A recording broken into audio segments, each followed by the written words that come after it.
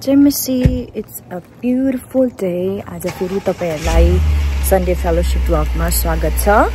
आज अप्रिल महिनाको first Sunday Fellowship. So let's go to the church.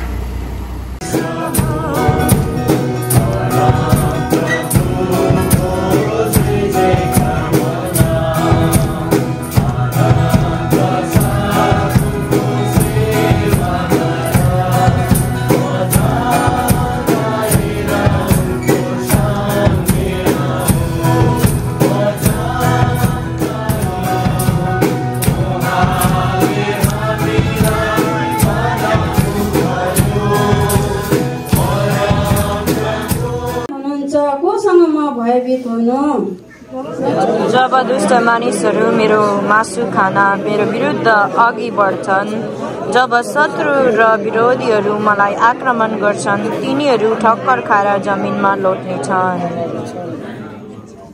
सेनाले मेरो विरुद्धमा छाउनी बनाए तापनि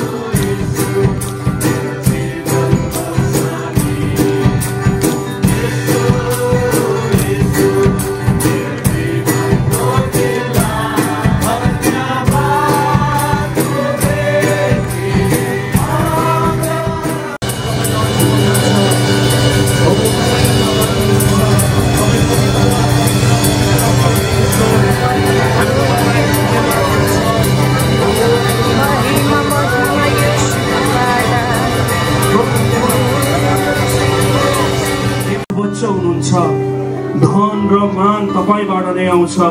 तपाई नै सबैमाथि शासन गर्नुहुन्छ।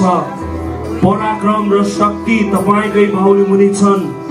सबैलाई उच्च पार्न र शक्ति दिन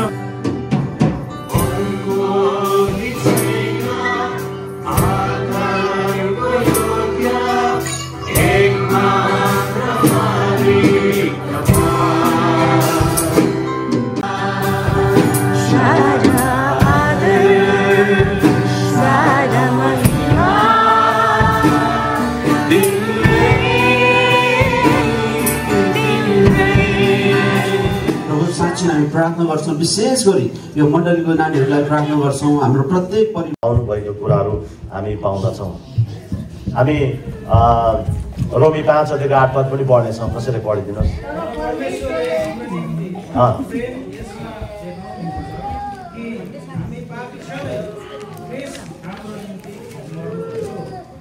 आमेन। हालेलुया हालेलुया। हामी अहिले पढेका छौं। परमेश्वरले उहाँको प्रेम यसैमा देखाउनु भयो, प्रकट गर्नुभयो कि हामी पापी छँदै ख्रीष्ट हाम्रो निम्ति मर्नु भयो। हामी यो वचन हामी पढ्ने छौं 6 पददेखि।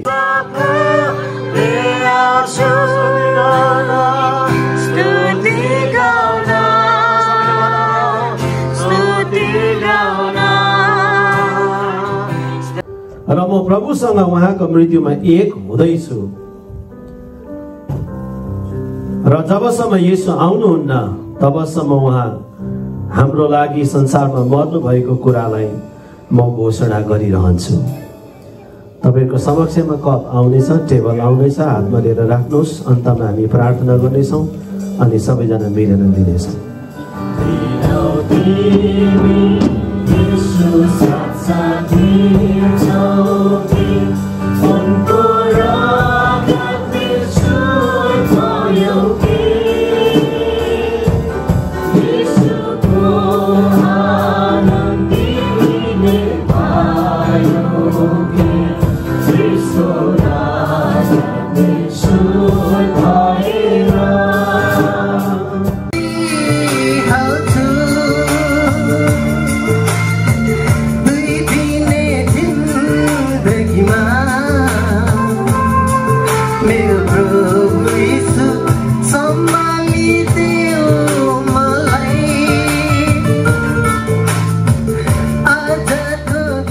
परमेश्वर पिताको असीम प्रेम, प्रभु येशू ख्रीष्टको प्रशस्त अनुग्रह, पवित्र आत्माको अटुट संगति हामी सबै विश्वासीहरूको साथमा, हाम्रो मण्डलीको साथमा, साथै विश्वव्यापी मण्डलीको साथमा तपाईको दोस्रो आगमनसम्म सदा सर्वदा स्थिर भइरहेका हुन्।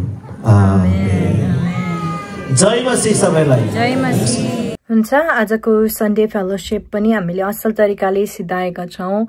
आजको वचन हाम्रो एल्डर आमोस दाइले प्रोडिगल सन, हराएको छोराको बारेमा 4टा कुरा उहाँले परमेश्वरको बारेमा भन्नुभयो। नम्बर 1 चाहिँ हामीले परमेश्वरले हामीलाई यति धेरै अनकन्डिसनल प्रेम गर्नुहुन्छ।